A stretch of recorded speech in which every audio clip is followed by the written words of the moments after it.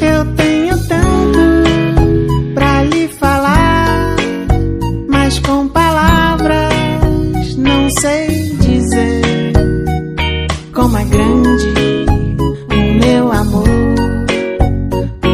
por você. E não há nada pra comparar. Olá, minha gente, bom dia para vocês. Como vocês estão? Estão todos bem? Então vamos começar nossa aula. Hoje, quarta-feira, trouxe uma bela surpresa para vocês. Hoje não vamos fazer matemática. Hoje eu vou dar uma folguinha para vocês. Então hoje vamos fazer apenas uma disciplina, apenas história.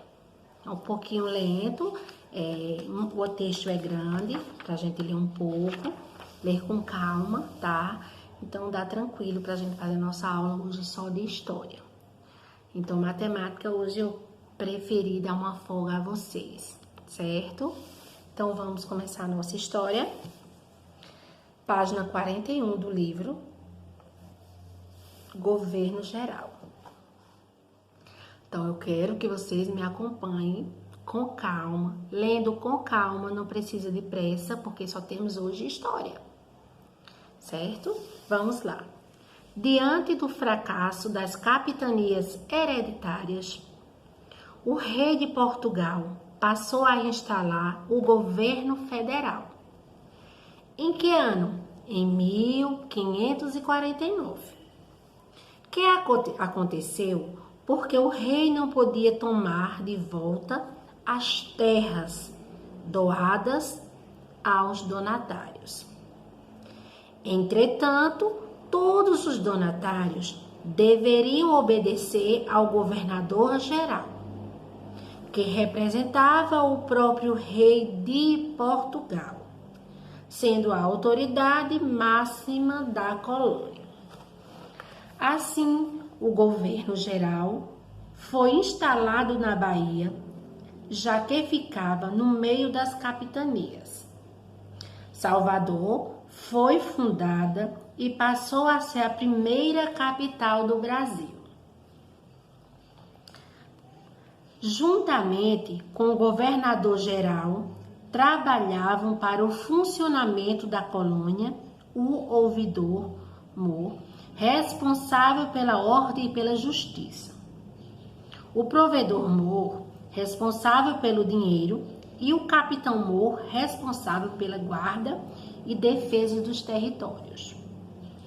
Todos que viviam na colônia deveriam colaborar com o governo geral nos seus 4 principais objetivos. Primeiro, defender a colônia dos invasores franceses, combater os indígenas e sua resistência, manter o processo de ocupação e contribuir para a exploração das riquezas da colônia. Então, os 3 primeiros governadores-geral foram os mais importantes.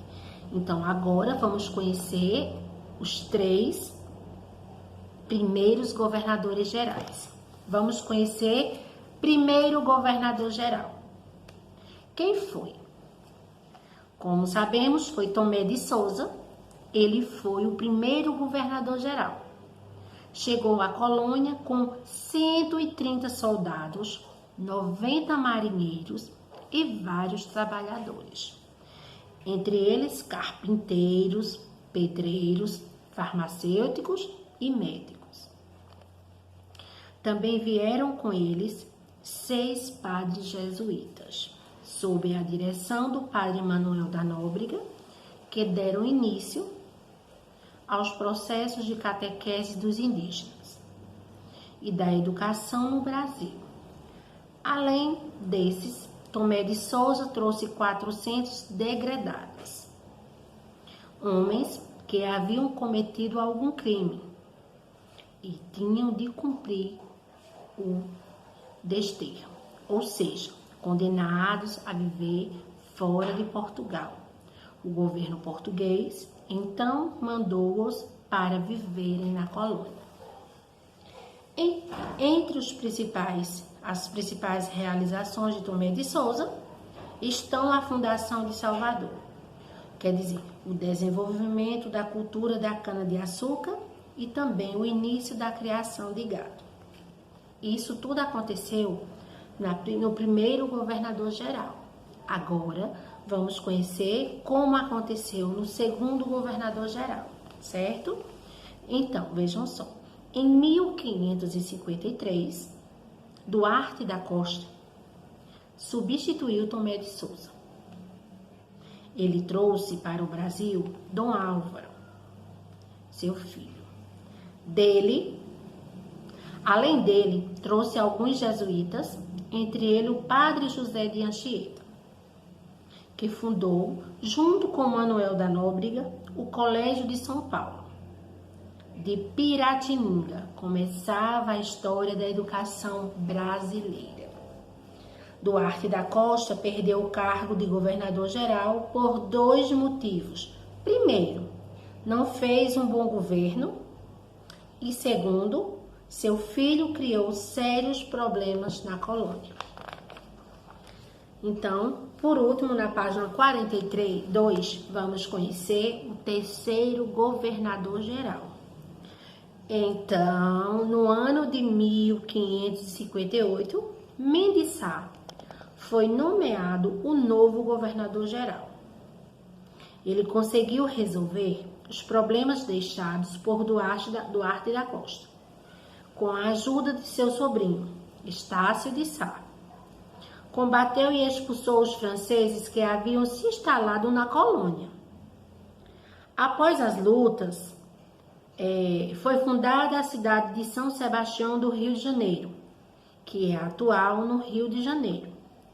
Durante o seu governo, Portugal passou a enviar para a colônia muitos degredados. Assim, Portugal ficava livre de seus criminosos. Também nessa época, intensificaram-se os combates aos indígenas, muitos deles foram capturados e vendidos como escravos. Essas capturas eram realizadas por meio de expedições ao interior do Brasil, as entradas e também bandeiras. A diferença entre essas expedições é que as entradas eram organizadas pelo governo português e por esse motivo respeitavam o Tratado de Tordesilhas. As bandeiras, organizadas por particulares, não respeitavam o tratado. Então, foram os bandeirantes de São Paulo que encontraram a nova riqueza no Brasil, que no caso era o ouro. Isso mesmo. Então, na página 42, temos a atividade e também a página 43, certo? Então, nossa atividade é apenas história, da página 41 até a página 43.